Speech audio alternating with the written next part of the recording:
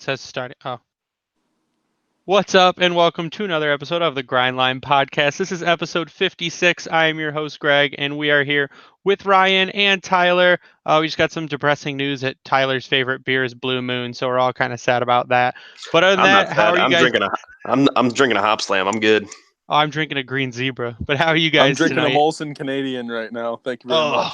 I can't fault him for it. It's a hockey night. I drink Okay. if hockey's on. I'm typically drinking the bat. Yeah, Or well, Well, that's a good one too. I spend too much money on beer to drink stuff like that. But how I are you mean, guys? Greg. that's also true, but that's besides the point. Greg, Hey. it looks like either you smoked a pound of weed or it looks like your allergies are kicking your ass. Oh, Is I'm it the really latter? far. I'm really far away from the camera. That's probably why. As he No. creepily moves closer. I had my daughter's birthday party yesterday, so I'm exhausted. Oh, But okay. So there's the yeah, excuse there. she's 1 year old now. So Oh, look at that! Yeah. Wow! Happy birthday! yeah, Wow. she's sleeping. So, but yeah, Greg's like, let's keep it that way. yeah, exactly. So how are you guys doing tonight? Other than my allergies trying to kill me, to Tyler's little point there, I'm not too shabby. Yeah, allergies suck. This season sucks for allergies. I'm doing good. I mean, it's good to see that we're going to touch on this later, but the Wings players are ripping it up at the World Championships, so that's awesome to see, and to see some highlights and stuff. Yeah, also to see the hot takes that are coming out of that, and people saying that we need to trade for Kyle Turris because he we don't. because he No, we assisted on some Anthony Mantha goals. So Yeah, no, you we know, don't. that's automatic chemistry right there. But yeah, we have a couple of things to talk about tonight, and I think we'll start with that. Is that if you haven't been watching the World Championships, it's been pretty intense. The match, especially today between Canada and the Czech Republic, was pretty nuts. It got pretty physical, but Anthony Mantha is making this world's kind of his bitch. Besides today's game, was it yesterday or 2 days ago? He had 5 points in the game. Pretty sure. I think that was yesterday. It's at 2 goals and 3 assists. And today he had another goal and another assist. So right now, Anthony Mantha in 3 games played has 7 points. Yeah, 3 goals and 4 assists. So he's buzzing around. He's throwing his body around. He's not sitting at the line waiting for a slapper, and he's not standing in front of the net waiting to tip a puck in.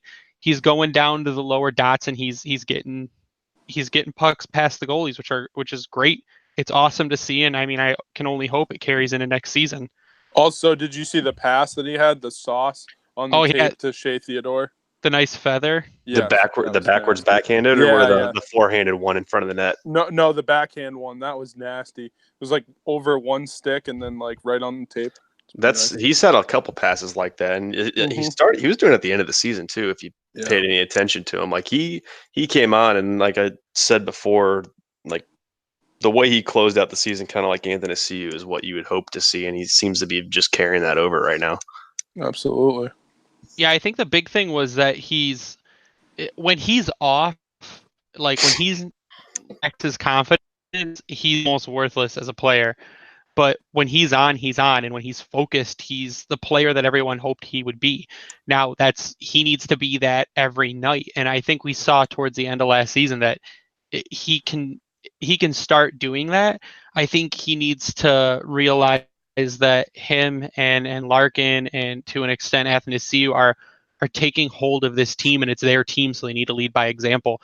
And Mantha, I mean, someone tweeted out, and I mean, I'm not going to go back and find it right now, that they said Anthony Mantha will probably be a 35 goal scorer next season, and I don't think that's Scott Wheeler. Yeah, I don't think that's out of the question at all. No, I think if Mantha played his whole season like he played the end of last season, he would have. I mean, he could have had a 40 goal season. Yep. Yeah. Well, you know what the problem with him is staying healthy and not breaking his hand on somebody else's face.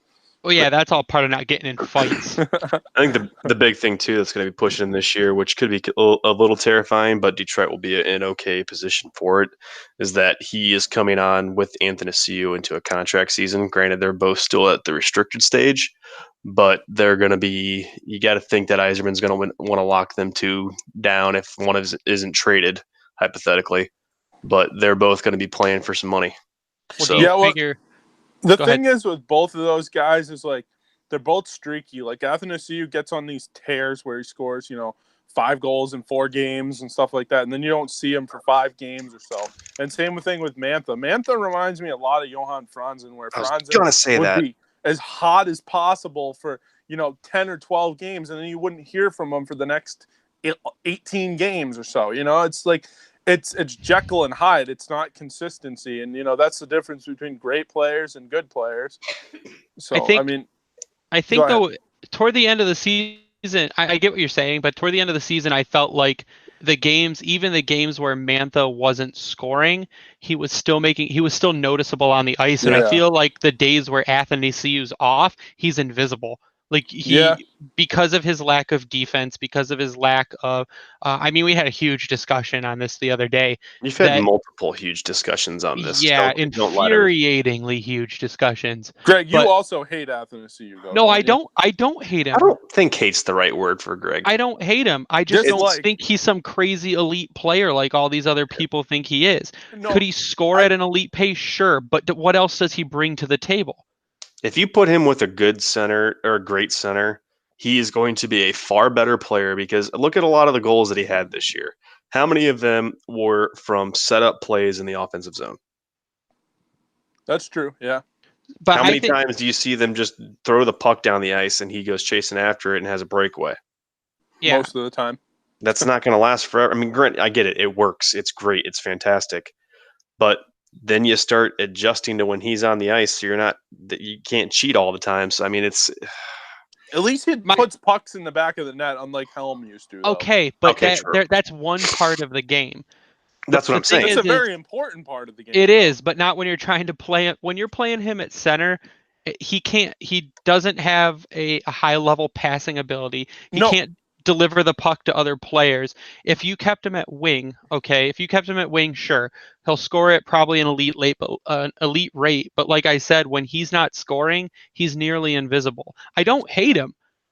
He's not untouchable. If you could trade him for a high-end defenseman, why wouldn't you? See, but as are most of the scoring wingers in the National Hockey League. I mean, look at Phil Kessel. Look at Nikita Kucherov. Kucherov was shut down in the Stanley Cup playoffs. He had, 2 points in the whole series?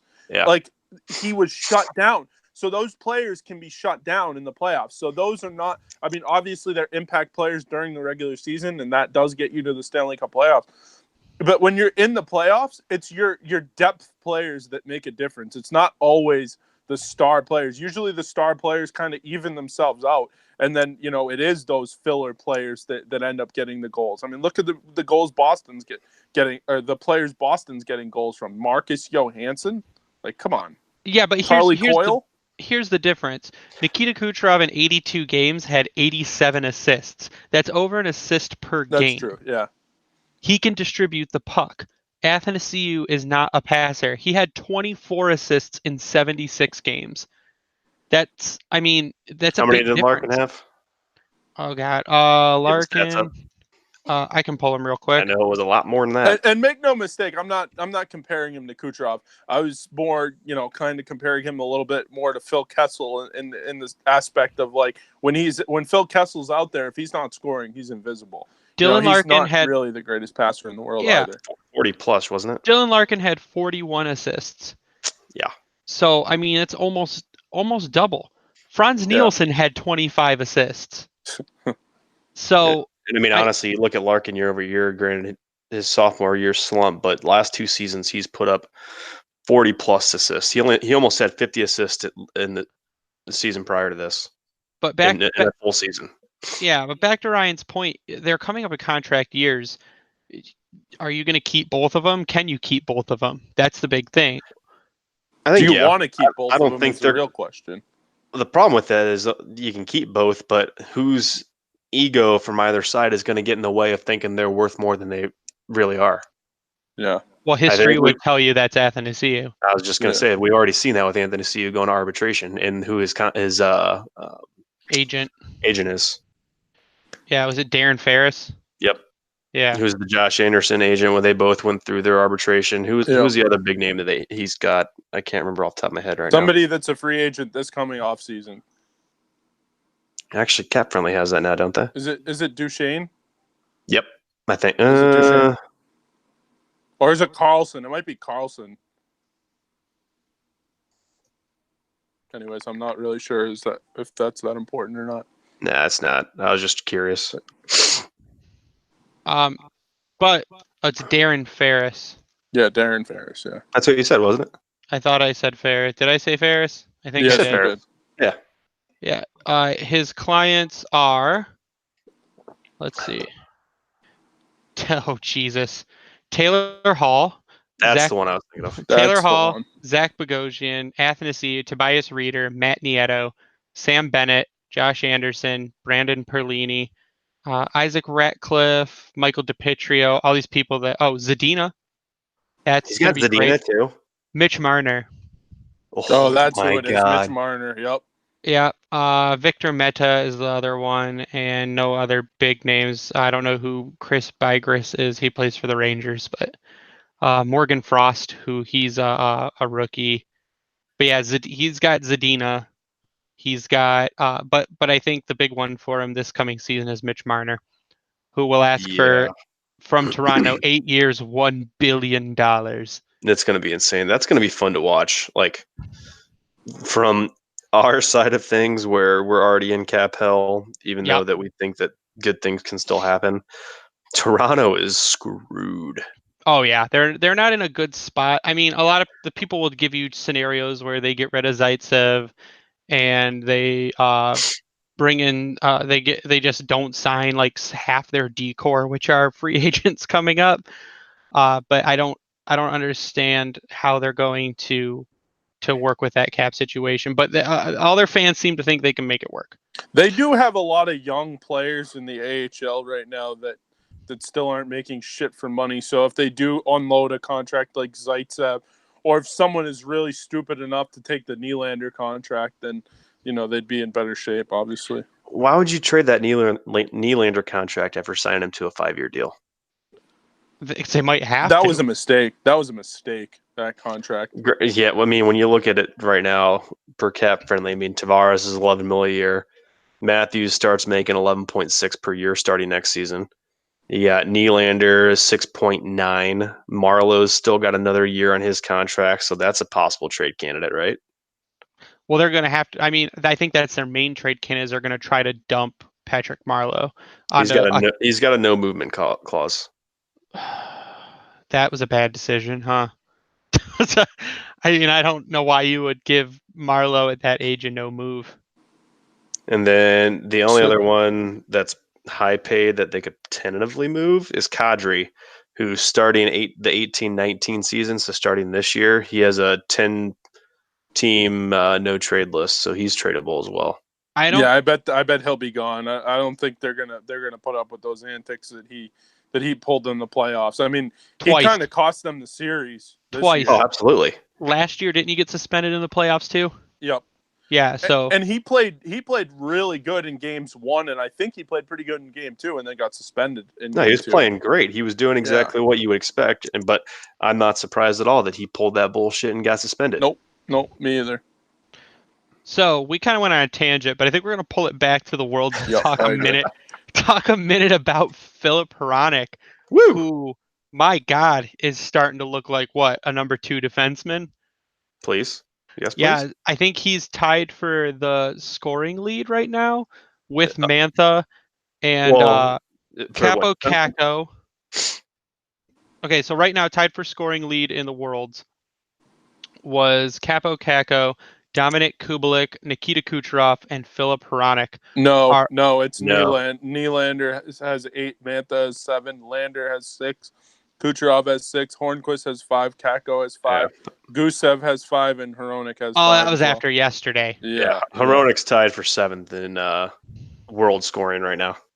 So Filip Hronek is tied for 7th in world scoring, but I mean, for a defenseman and how he's looked, he's been dominant for his team, which is brilliant to see, honestly. Yeah. He's the only defenseman in the top 10 in scoring, actually top 15 in scoring in the Worlds. He, I think, is more, and it goes back to that trade, the Datsuk trade, where we got Hronek and we got Cholowski, and if Hronek pans out, I mean, I'm already counting him and looking back and projecting forward. I'm counting him as better. Uh, I mean, much better than what we were expecting him to be. Oh, absolutely. But who is taken in that spot? Um, For who? Chikrin. Jacob Chikrin, yeah. You meant for the trade, yeah. Chikrin. Yeah. And he just got signed to his 6-year deal for crazy. So right now, Hronek, the way I've been looking at it is trending better than Chikrin even after last season. So Yeah. if you look at Hronek's numbers from last season, let me pull them up real quick. Hronek's numbers from last season. So Filip Hronek, last season he had in 46 games had 5 goals and 18 assists for 23 points. Chikrin had 5 goals and 15 points for 5 goals and 15 assists for 20 points in 53 games.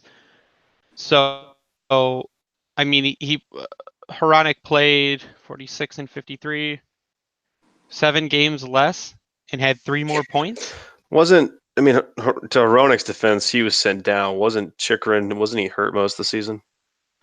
Well, I feel like he's constantly hurt. True. Yeah, there becomes a point in time where that's an actual problem, it's a guy that's just injury prone, and that's what it is, and then you that's not even mentioning Cholowski. Cholowski, he had a good 40 games, and then they sent him down. Mm-hmm. So I mean, if Cholowski and Hronek both pan out, I mean that trade just looks brilliant, more and more brilliant on Ken Holland's part. Yeah, man, he's gonna be making trades like that for Edmonton now. Yeah, I doubt it. But I mean, he might have to get rid of that.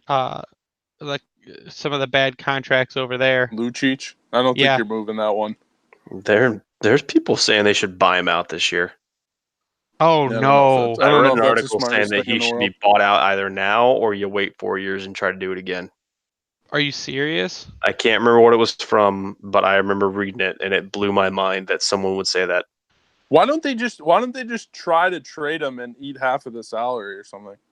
But then you're eating the salary for the remainder of the contract. You can eat half of it, though. I mean, what is he making? $6 million? He's making $6 million a year, but that's. Ryan, if you buy out Lucic, you're paying him until 2026-27. It's like Abdelkader. Yeah, it's almost exactly like Abdelkader. So I mean, I think it's not worth it. Is his contract front loaded? No, he's straight 6. I mean, per cap friendly, he's $6 million every year. Okay. Yeah, I mean, you're paying him. You'd be paying him 3.625 next. If you bought him out now, you'd be paying him 3.625 in 2019-20, 5.625 in 2021. This is cap hit numbers. 4.125 in 21-22. 5.625 in 22-23, and then only $625,000 for the last 4 years. That's stupid. It's stupid.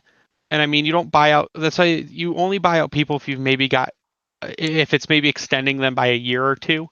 But I mean, I'm not paying him until 2026, 27. No. That's insane. But Filip Hronek is nuts in the tournament, and it's great to see him be able to dish the puck and find the open space, and I believe he's running the power play too. And he looks like the guy that next season, I mean, permanent spot on the team, and is just going to kill it. Yeah, I agree. At least you hope so. I mean, you look at their D. I mean, we've beat this horse, I think, dead enough already as it is. But if Hronek if he's not up there top 2, especially with a healthy Mike Green, I mean, you almost want to flex those guys probably more often than not, spread them out over 2 pairs unless you're trying to be aggressive. But you got to think that Hronek's right up there. Then you spare Green and drop him down to the second pairing or something like that. With Cholowski. Yep. Yeah, your top pairing's probably going to be DeKeyser and Hronek. Which they played together a bit this year too, didn't they? A little bit. Yeah. Mm-hmm. Yeah, that's what I thought. I think when you get DeKeyser with a guy like that, he's able to not worry about doing anything offensively. And it lets him kind of be more back, which he needs to be because he is as fast as a freaking elephant. So, I think they'll be okay if that's your top four going into next season without making any moves. I'm not too upset about that for where they're at. Yeah, I agree. I also think that DeKaiser still has an opportunity to be a little bit better defensively, or probably a lot better defensively. I still think that he's not a lost cause in terms of being not an impact player, but a player that could still contribute to this team, defensively. He'll need to be a shutdown defenseman. Yeah, I think he can learn to do that. I mean, can you learn a whole lot at 29 though? That's my whole thing. But when he first came into the league, he did something right. And I get it. So did Justin Abdelkader. Yeah, well, I mean, he had one really good year. And I still feel better about DeKaiser than I do Abdelkader right now. Yeah, I agree. Yeah, I know, and me too. But that's what people keep saying. Oh, they can learn how to do it. Oh, Athanasiou can learn how to become defensive. Okay, he's 25. So when's he learning this stuff? Hopefully soon. Well, the thing with it is, and there are people that made good points. You start peaking. Athanasiou's in a peak, and then he's going to go down. So players peak 25, 26, and then their production starts to dip sometimes with not superstar players. Yeah. With not superstar players. So everybody's different too. I don't think Athanasiou is a superstar player, and look how long it took him to get to this point of production. I could see him maybe holding on to this production level for a couple more years and then starting to dip. So if he keeps improving, I'd see about 3 more years of solid. Like that's what you're going to hope for. At that point, you got to hope if he's still around by 27, 28, he's somehow made himself into a center, or he's playing a solid second line winger. Or even a third line winger. Yeah. So, and by that point, I mean we'll have prospects in the system, and we won't have to worry about it if he's still here. But that's what you got to look at, is that he's not the savior. Sure, he is, and it's separate him from being your favorite player or whatever from his role on the team in a business situation. Just because he's your favorite player doesn't mean he can do no wrong. He's not a great center. He cannot distribute a puck. He's not great defensively. He doesn't play a 200-foot game. He's just not a great center. Does that mean he's a bad player? No. He doesn't do it. I wouldn't say he doesn't do it. Say he doesn't do it consistently. That's all the things that you mentioned. Okay, he might do some of them sporadically. Yes. I mean, I don't want to go so people like, oh, you say he doesn't do it, because they will get hooked on that shit. Well, I didn't say he doesn't do it. I just said he's not great at it. Yes. So is he a serviceable center? Sure. A second line center? Probably not. He'd be serviceable. He'd be a good third line center. No. Yes. That point, yes. On this team, second line center, yes. He can be a top 6 winger. He could be a top 6 winger, and that's where he should be. And that's not a problem. That doesn't mean he's terrible. He's just better at the wing. So lay off. Stop saying he's invincible. Stop saying that we hate him. We don't hate him. We just hate the position that they're trying to force him into. Mm-hmm. So, and I'd still trade him for a top pairing defenseman. If you told me that we're going to pick up a guy like Cole Caulfield or Turcotte at number 6, I'm just throwing random names out there, but then we also traded Athanasiou. If we picked up a top center at number 6, and then we traded Athanasiou for a top 4 defenseman that's going to come in, immediately start, I'm not going to be mad about that. Werenski. Not going to get Werenski. I don't think we're getting Werenski. That's a pipe dream, but I think that's the next thing we're going to talk about our what if trade scenarios. Now, we were talking about Zach Werenski, and did we talk about this on the last podcast? Yes, we did. Oh, yeah. We did. But we're going to go into some different trade scenarios. So we got an interesting one tweeted at us that said, if the Detroit Red Wings want Bow and Byram, there are ripe trade partners at 3 and 4. Does AA plus a 6 get you the third and Evan Barrett from Chicago, or the 4th and Tyson Barrie from the Avs? Chicago's top 2 to 3 prospects are defensemen. Avs are in win now mode. They said they wouldn't make the deals because they think the Wings need a forward, but if you want that number 1 defensive prospect, that's the deal that needs to be done. I would do it. I like Tyson Berry a lot. I don't think he's a great defensive defenseman, but that's not what you're bringing him in for. You're bringing him in to, maybe quarterback the power play and show some of the younger guys. And he would kind of be part of that younger group as well, because he's not that old either, right? He's like, 28 or so? So Tyson Berry's 27. Okay, 27, even younger. In 78 games last season, he had 14 goals and 45 assists for 59 points. He would instantly come in and be your top defenseman. I just also don't know if the Avalanche want to make a trade with Detroit, though. That's the other thing. I mean, we might not like it, but I don't think they really give a shit. They've got enough there that they can wheel and deal and be a dominant force. I mean, if they're going to only move back 2 spots, I don't see how they're going to lose out on much. Plus, I think East and West trades happen easier because you don't have to see each other all the time. Look what Mocker did coming in, so they've got flexibility there. So would you do it? Would you trade Athanasiou in the 6 to the Avs? I mean, you'd have to add pieces. You'd probably have to give Athanasiou the number 6 and maybe a second this year and a second next year for Tyson Berry in the 4, because Berry as a player, even though he's older, I mean, he's still a very productive defenseman. He's going to come in and give you more than what we got. Exactly. And if the other key piece to add to that, I mean, you pick up Berry and then you take that 4th pick and go get Byram. Yeah. And then you've got Daly and Erickson falling off if they're not already dealt or moved out in some fashion of a waiver, buyout, or small trade for Daly, for instance. At that point, if your defensive pairs look like Tyson Berry, Philip Hronek, Dennis Cholowski, Mike Green, Bowen Byram, Danny DeKeyser, or swap those up. And Bowie's your 7, and you can trade Daly and buy out Erickson. I mean, you go from having one of the worst defense cores in the entire league to having a potentially top 10. Middle. I say top middle. 10 to 15. Depending on how Cholowski comes out, I could go top. Yeah, I'd see that. You're in the top half of the league at that point. Let's put it this way. It wouldn't be the same defense that we've been accustomed to the last 3 or 4 years. No, exactly. No, not at all. Jimmy Howard might get to breathe a little bit. Because there was a few years there where we made the Stanley Cup playoff, and we had that D-core was still brutal. I mean, Cronwall was underrated, and yeah, he was still hurt. The Kaiser was probably our second best defenseman, which wasn't really saying much when you had Kyle Quincy and Jonathan Erickson and Jakob Kindle and garbage and more garbage and garbage. Well, that's why I'm convinced Jimmy Howard's gaining weight so he can take up more of the net because of how many shots he sees. Hey, let's not make fun of dad bods. If his D isn't going to stop the puck, his body's going to have to stop the puck. So he's like that walrus in net for the Geico commercial.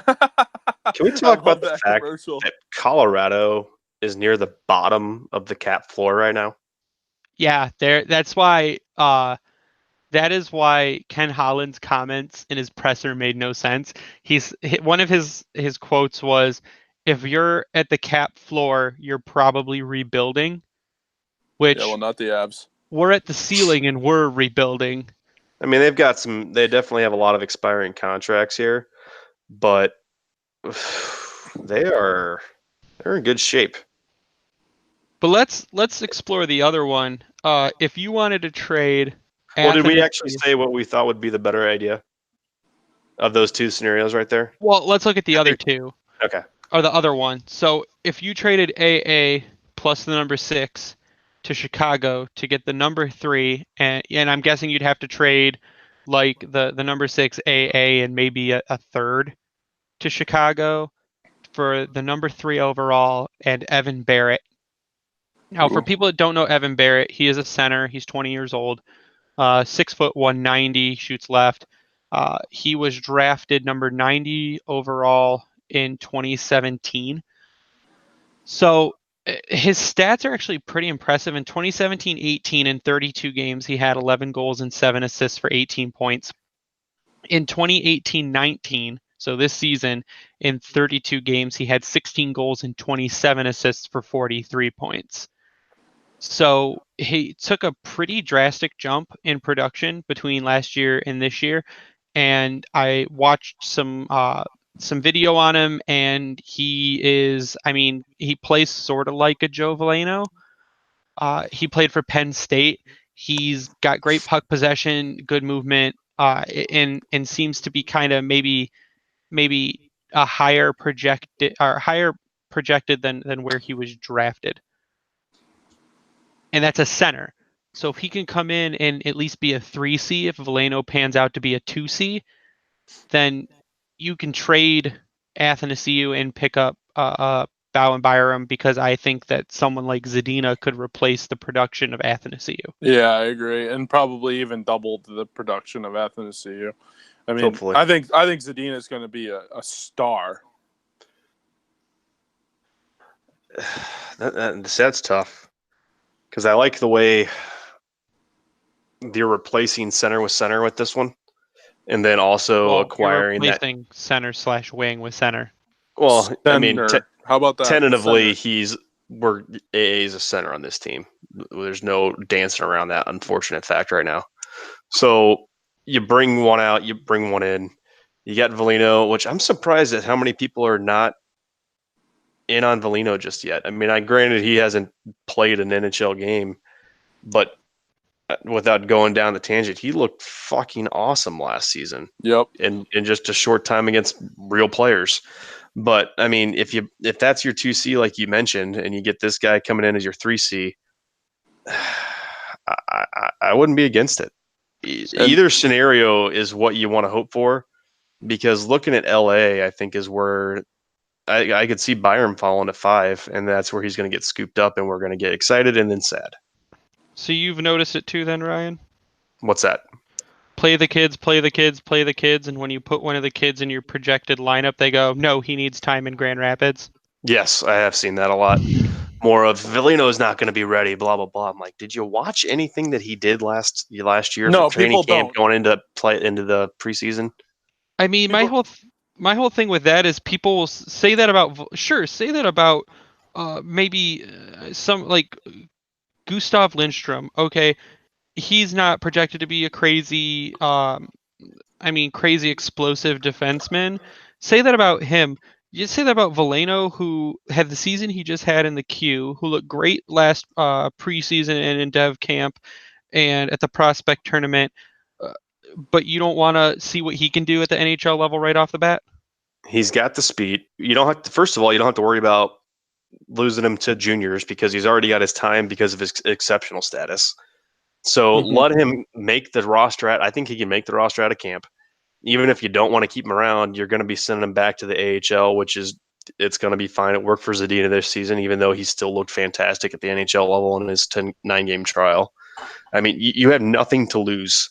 And that's where I'm still happily and cautiously optimistic about Yzerman being in charge, is look at what he did with young players with talent and speed and what they were able to do in Tampa. Yeah, people don't realize the fact that this is different. This is not going to be the same thing that you're accustomed to, where the players might get overripened in Grand Rapids and this and that and the other thing. Like, this is going to be a whole new philosophy. Yeah, Yzerman's not going to come in here and make a zillion drastic changes, but if there is going to be one change that he's going to make, is he's going to play the players that he feels that have the best, that give the team the best chance to win. And if Joe Veleno is one of those players, he's going to, and if he's quote unquote not ready according to the fans, well, guess what? If Yzerman thinks he's ready, he's going to be in the lineup. Yeah, and I think that may have even been a little different if Holland would have still been here. Yes, because he would still had some kind of influence. But I mean, fresh slate time. Like I said earlier, he owes no loyalty to anyone. Nope, none. This is the Steve Yzerman show. Thank you for showing up. But he did it when he went to Tampa from the start. I think he'll do it again here. The only loyalty he might have is to a guy like Kronwall. And even then, I mean, he did it to Vinny LeCavalier. That's true. He said goodbye. So I don't think he is good enough to realize when someone is dragging the team down and when that change needs to be made. And it's a long shot, but it could happen with Abdelkader. He could wave and bury him. I would for sure tell Eriksson to fuck off. Bye. I don't. I mean, sir, you provide nothing to this team. Nobody got doesn't. Tom for you, buddy.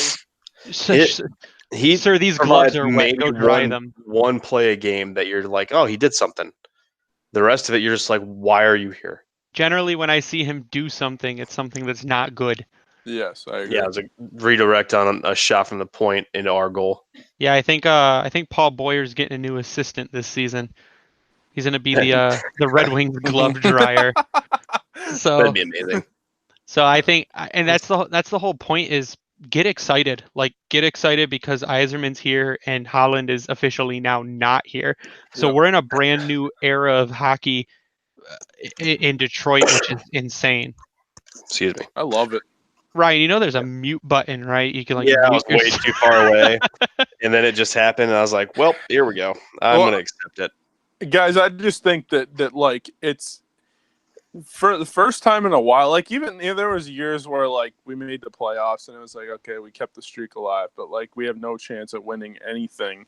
Where now it's starting to look like, okay, yeah, we're not going to win the Stanley Cup this year. We may not even make the playoffs this year, but we're building towards something. There is light at the end of the tunnel, and like that's great to see. And I think you'll see that in the attendance at the arena. You'll see that in the enthusiasm in the building. Like, I mean, obviously it wasn't as loud as it could be in the past few years, but I think this year is going to be about as full and as loud as you hear Little Caesars Arena, especially with Yzerman coming back.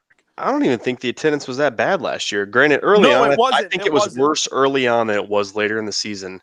And part of that maybe because they're bringing up some of the kids and they're starting to play well. Because the games that we went to this season, I thought there was a good crowd at almost every single one of them until they started playing their true hockey and losing the game.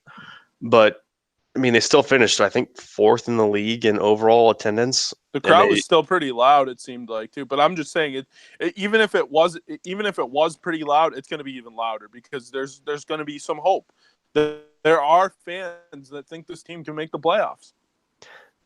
I don't know about that, but I'm not saying that they're going to. I'm just saying that there is hope. There is a possibility. It's not going to be the fresh optimism for a new season. Out.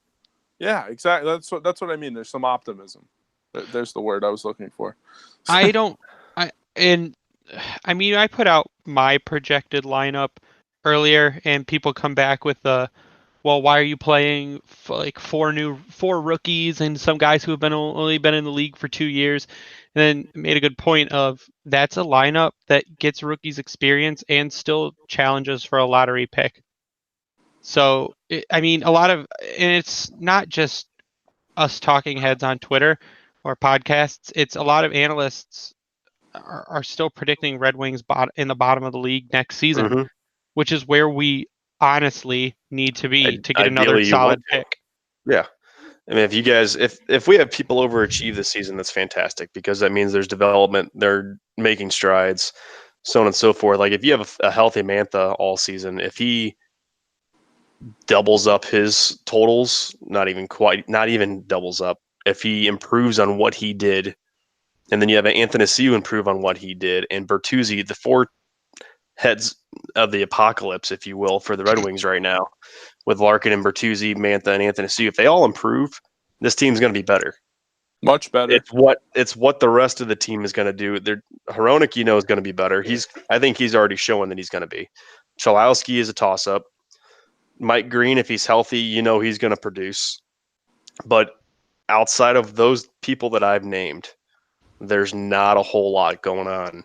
And that's where you kind of have to rein in the optimism and hope that somebody else steps up, because unless there's other people stepping up like a Zadina or Svechnikov, if he's going to be in the lineup next season, they're not going to be moving very far, and that needle is going to be right about 70 points, 76 points again.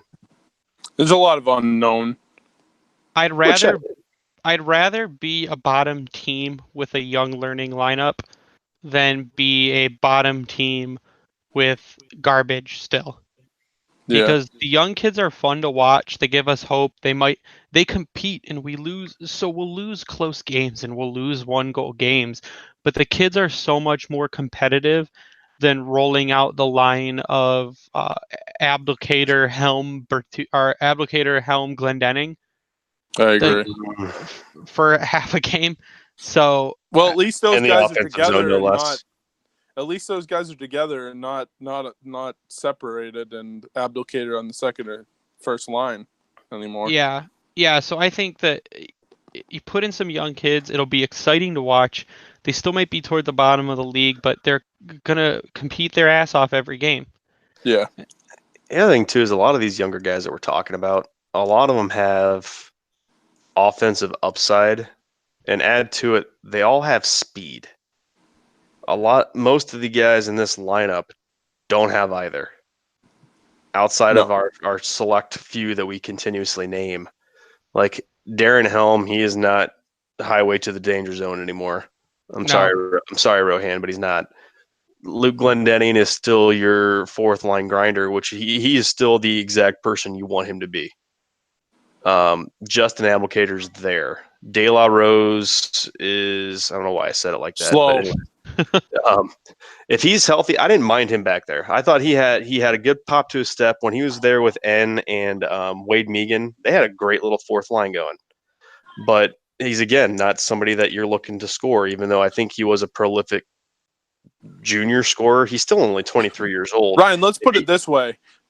Putting De La Rose, N, and I guess even put Glendening back there. I'd rather see those guys than Glendening. That's a great fourth line.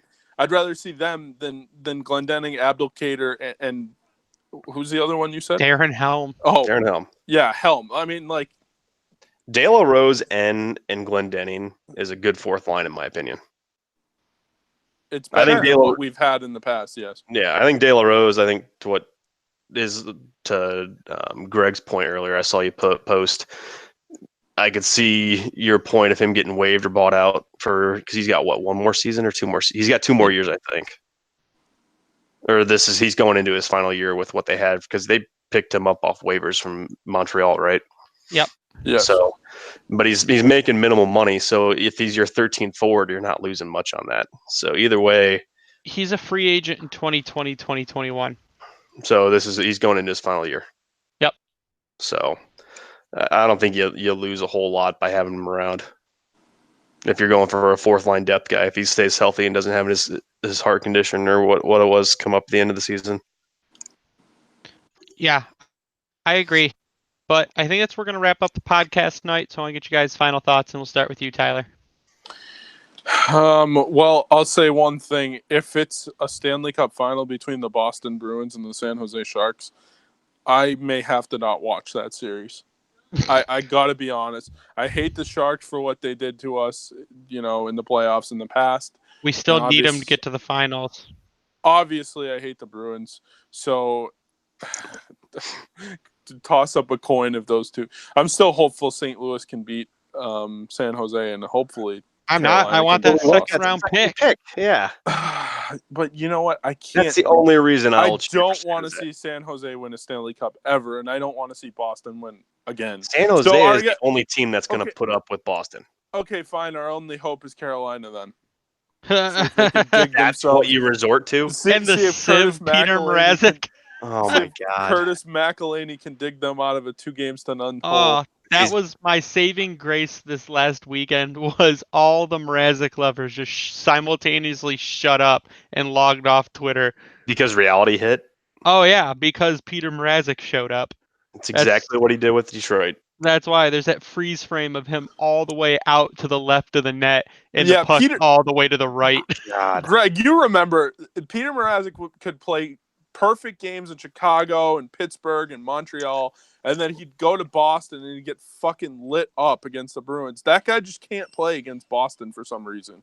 He's streaky. He's too rambunctious. He comes out of his net too much. He's way too aggressive. He thinks he's Dominic Hasek, and he's not.